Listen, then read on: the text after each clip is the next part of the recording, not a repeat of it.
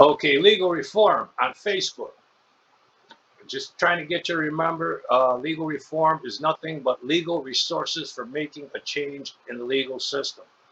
Everything I post here you can use because I'm mostly using law of the land, our U.S. Constitution, which no state can violate. They cannot establish law contrary to law of the land, U.S. Constitution. All right. They may have laws that aren't in the Constitution, but as far as the Constitution goes, those are your legal rights, civil rights, your birthrights as a U.S. citizen. Whether you're new or you've been here generations. Okay, so since the 4th of July is right around the corner, I like to dedicate my page to those that fought and died for the Declaration of Independence. I made this post, but for some reason I can't share it to the groups I want to, but the videos seem to work okay, especially if I post them on YouTube first. Okay, legal reform. Everything you should know I post about. I couldn't afford a formal education, but I had plenty of time for books. Most of what I post is from the law of the land, our U.S. Constitution. Keep in mind, no state law can override or substitute or be contrary to the law of the land. That was agreed upon in the Declaration of Independence and refined in the U.S. Constitution. So basically, you can use everything I post about and only post the law and show you what and where to find these laws. I invite you to use everything to obtain your constitutional rights, your civil rights, your birthrights as a citizen of the United States. With the 4th of July around the corner, I'd like to dedicate legal reform to our military's humble beginnings at Valley Forge. We all know who General George Washington was, and his greatness was established by those that served, the 3%. This is for those that served on the front line, those that gave freely their blood, sweat, and tears at Valley Forge to achieve and obtain victory and give credence to the Declaration of Independence and then the quest for the Magna Carta. Rule of law. The Magna Carta was to establish rule of law. Granted, rule of law has evaded most of us, but it's yours for the taking if you use things I post about.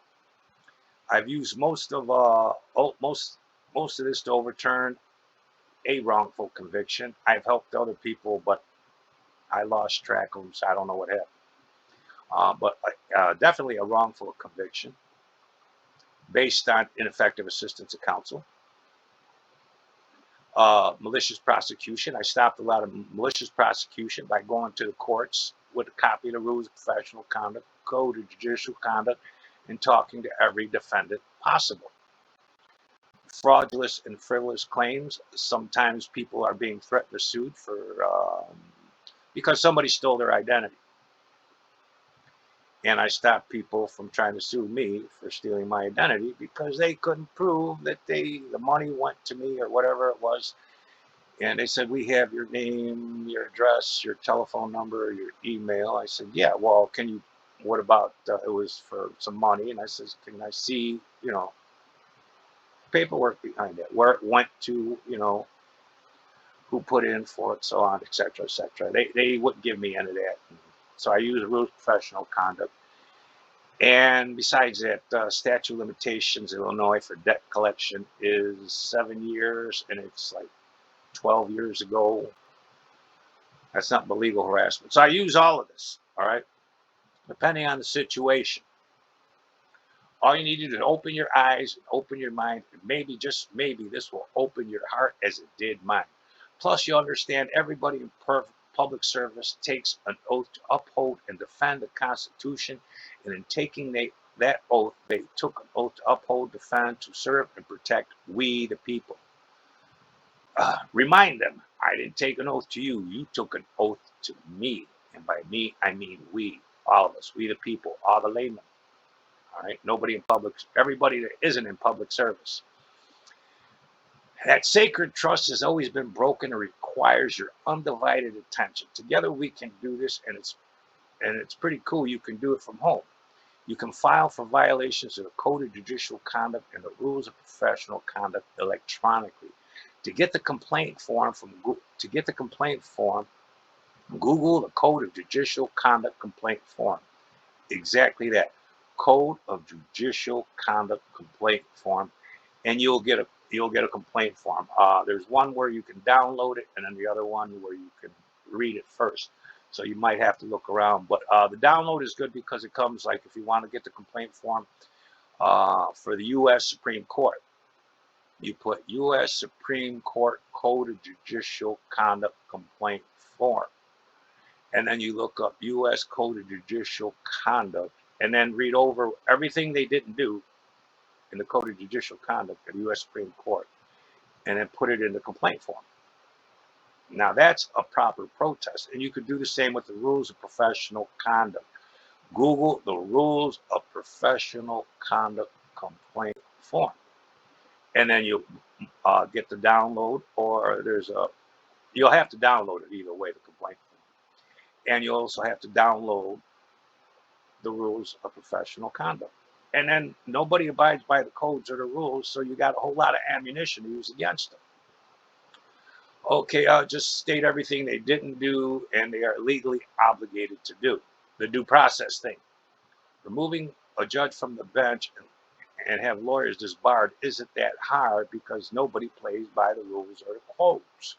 Qualified immunity can't be claimed. It defies the rule of law. Rule of law is nobody's above the law.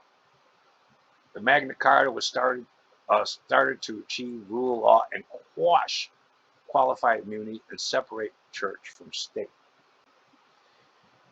Now, all this I learned on my own. I started in 5th grade when I first read the Constitution and had to know what due process was. And I had no help, just a vast amount of curiosity and a need to know. Okay. And nobody wanted to tell me, so nobody's telling you like they're supposed to. If you read the rules and the codes, they're supposed to tell you what I'm telling you, but they aren't. So that's why I've used this meme here. The secret of freedom lies in educating people, whereas the secret of tyranny is keeping them ignorant. And as much as I proved my intellectual worth in school, I was always denied. I had a horrible time in school, but it didn't keep me from learning. I always got told, when I in 7th grade, we didn't even talk about the Constitution, but we were talking about history, and I wanted to speak on Valley Forge and who was there, etc., etc. And the teacher told me it was beyond the curriculum. I wanted to discuss due process beyond the curriculum. It's not what we're doing right now. So, I mean, if I read the Constitution in 5th grade, I'm pretty sure you can get any 5th grader, because this was back in the 70s. Kids today now are a lot smarter than kids were in the 70s, and they pick up things quite easily as long as you go through it with them. All right, and so anyways, I want to dedicate this legal reform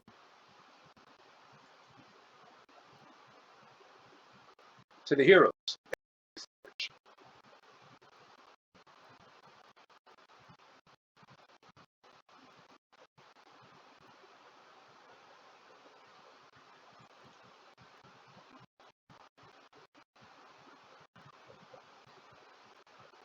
I'm going to use Wikipedia.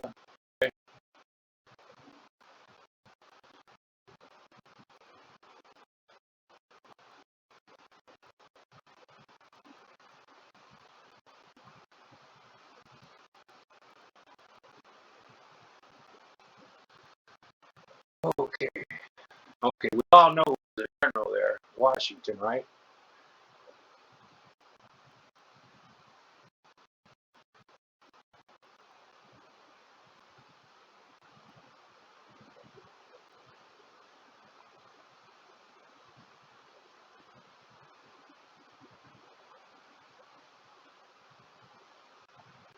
So he says, well,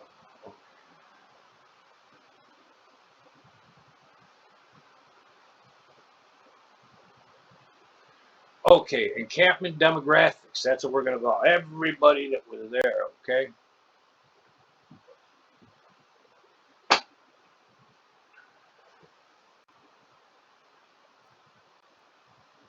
Okay, this is the part I wanted to get to, okay?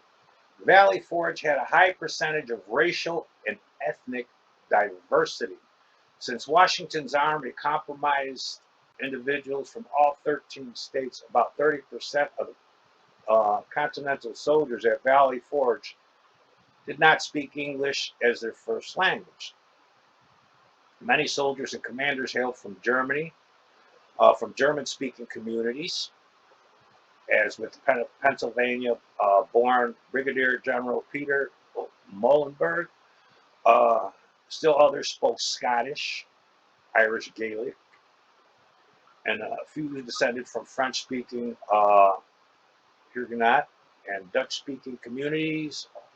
Others spoke Scottish or Dutch-speaking communities in New York. Local residents sometimes conversed in Welsh. Several senior officers in the colonial army were originally in New York, or originally came from France, Prussia, Poland, Ireland, and Hungary. And for the most part, they were, you know, uh, most people were seeking to get away from persecution for religious reasons. And plus, there was the promises of the new world, taxation, about representation. They didn't like that. In Europe, when it came to taxes, nobody had a say so unless you were somebody, one of the royals or sheriff or guards. Okay, although Native and African American men served in the colonial army as drovers, wagoners, and laborers, others fought as soldiers, particularly from Rhode Island and Massachusetts, the smallest of states. Rhode Island had difficulty meeting requirement quotas of white men, spurring Brigadier General James Mitchell Vernon to suggest the enlistment of slaves of his first Rhode Island regiment over a four-month period in 1778. The Rhode Island General Assembly allowed their recruitment in exchange for enlisting soldiers of its first Rhode Island regiment gained immediate emancipation, and their former owners received financial compensation equal to the slave market value. They bought freedom for 117 slave recruits before the law allowing them to do so was repealed. And that wasn't until after the Revolution. But compensation equal to slave market. Okay. African American soldiers continued to enlist in the military. By January 1778, nearly 10% of Washington's effective force consisted of African American troops. Commanders brought servants and enslaved people with them into the encampment, usually black people. Washington's enslaved domestic staff included his manservant William Lee, as well as cooks Hannah Till and her husband William Lee. Had married Margaret Thomas, a free black woman who worked as a laundress at Washington's headquarters. Hannah Till's legal owner, Reverend John Mason, lent her out to Washington, but Hannah secured an arrangement whereby she eventually bought her freedom. By spring of 1778, Wampanoag, Oneida, and how do you say that, Tuscaros warriors were on the side of the Patriots, with prominent Oneida leader Joseph Lewis Cook of the St. Regis Mohawk among them. Had joined the Americans at Valley Forge. Most served as scouts, keeping an eye out for the British raiding parties in the area. In May 1778, they fought under Lafayette at Brandon Hill. The oral history of the Oneida people: a prominent Oneida woman named Polly Cooper bought hundreds of bushels of white corn to hungry troops, teaching them how to process it for safe consumption. During the Revolutionary War, most Native American tribes sided with the British in order to protect their traditional homelands from encroachment by American settlers. However, several tribes, including Oneida, sided with the Patriots due in part of their ties to the American settlers, such as Presbyterian minister Samuel Kirkland, Seven Nations of Canada, and the Iroquois at what would be the Six Nations Reserve, who were mostly immigrants from the colony of New York, were brought to the brink of war by Anglo-American conflict. Okay. So all I want to do, I've never seen anybody talk about it except for once on Channel 9, Backstory. I forgot the guy's name. But that was the only, I tried to, when I mentioned this in school, this was during the Civil Rights movement. I said, how can the Constitution, Declaration of Independence put in there every man created equal, and yet I wasn't treated as such.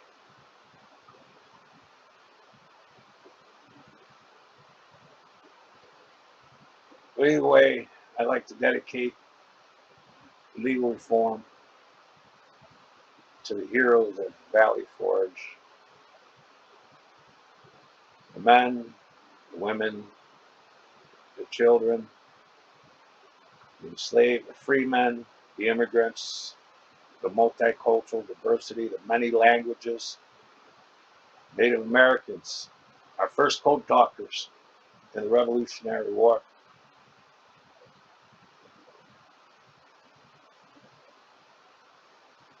Slave men became free men after the Revolution, where freedom was taken back. And once again, enslaved men.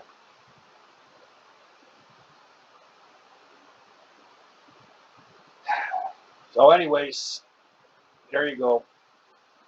All I want to do is establish rule of law, get people off of everybody else's, but a citizen is a citizen is a citizen. It shouldn't matter where they came from, how long ago they got here, or how not long ago they got here.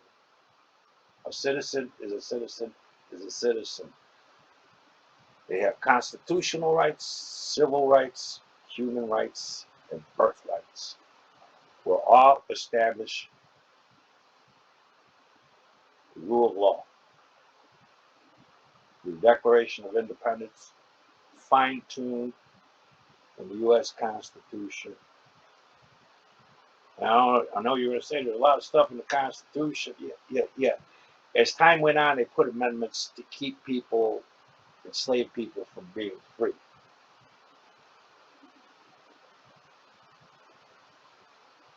And, the land appropriation, of course, I mean, tells you here, why the Indians fought, who they sided with. Native Americans. But this is the humble beginnings of our military.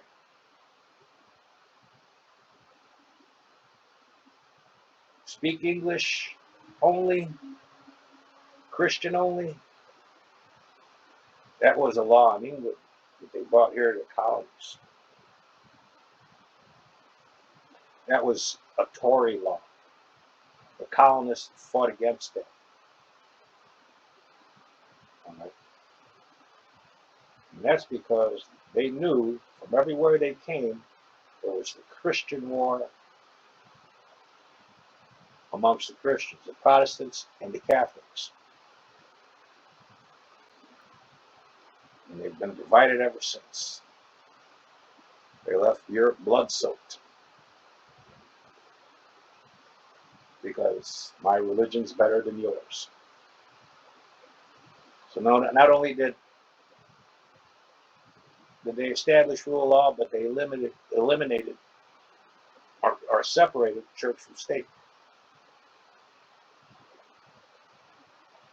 But legal reform is dedicated to the heroes, the purveyors, of the Declaration of Independence, not just those who wrote it, but those who fought and died for it.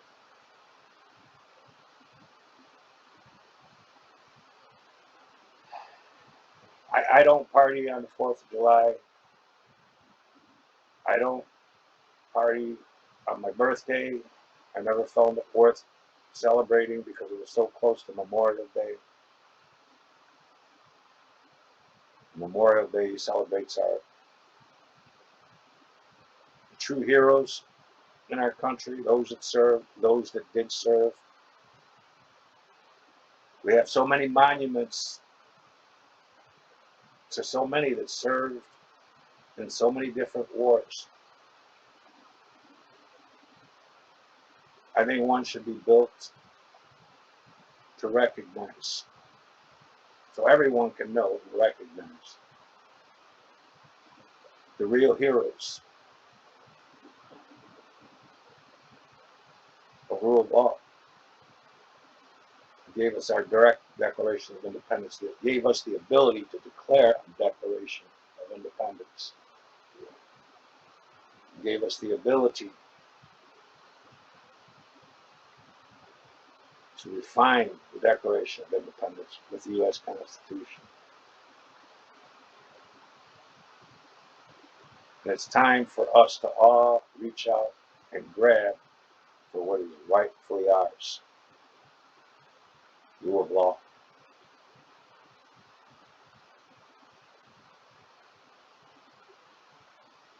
The quest for the Magna Carta was supposed to end here with the Declaration of Independence.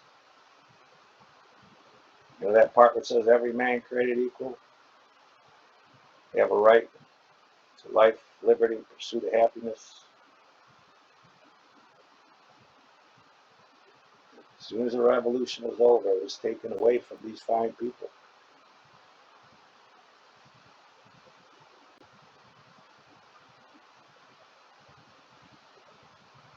Okay, well, there's your 3% people. You know, when you celebrate, however you celebrate Independence Day,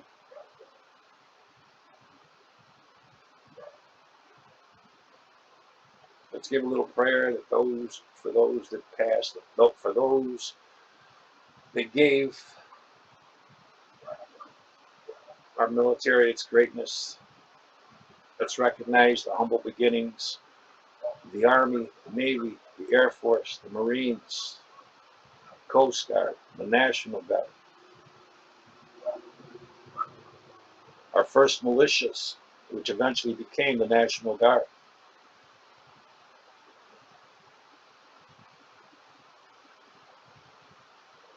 So come my birthday, Memorial Day, Veterans Day, and especially Independence Day, I mourn. This is a day of mourning for me. My grandfather spoke of his Chippewa roots. I'm the son of a Mexican immigrant. My grandfather was a World War II veteran.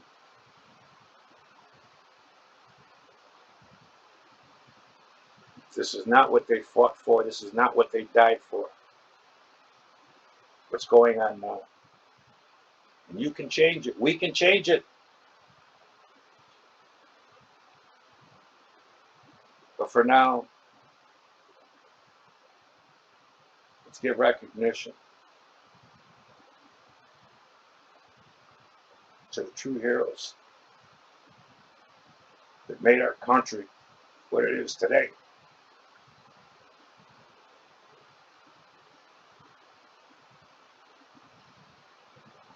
There you go. Our military's humble beginnings.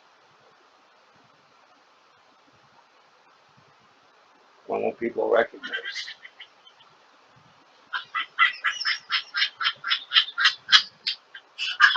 Oh, I'm sorry. That's my phone. I use that to make me laugh when I feel depressed or sad. Days of mourning, like today.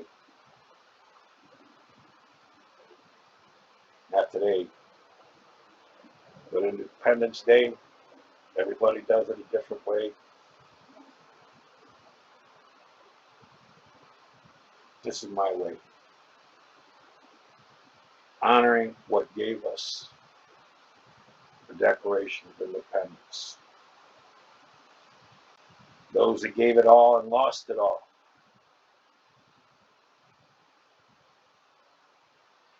All right, my next video should be quite interesting because since I can't get a lot of you people to read everything that I posted, you know, it's not opinion based, it's all factual, it's all based on facts, and I'm just quoting the law and showing you where it's at, where to find it, what to do about it.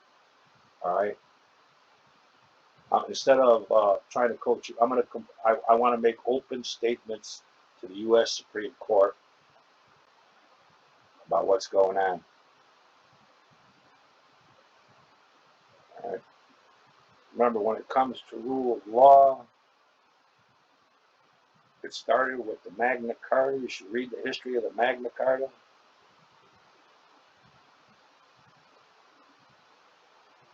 Where the royalty and the guards and sheriffs were above the law. And the rest of us were below it. They could make up laws, a law. Walk up to you, make up a law. You did this, you did that, I don't like you. And you're gone. Pretty much still happens today. Thank you for listening. This is Legal Reform on Facebook. Pop signing off. And, I like that name, Pops. It was given to me by a little boy to ask me to be his dad. But Pops isn't just my name, it's what I do. It's an acronym for protecting our peoples, no matter where they come from, no matter how long they've been here.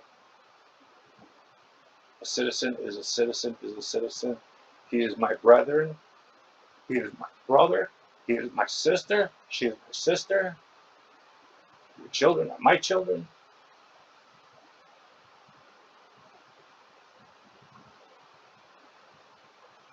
It's the only way I could think of having us come together, because we all join in for one thing, making the Constitution mean something, making rule of law mean something outside of a political hashtag. God bless one and all. Nothing but love for you. Pops, signing off. Thank you and good night.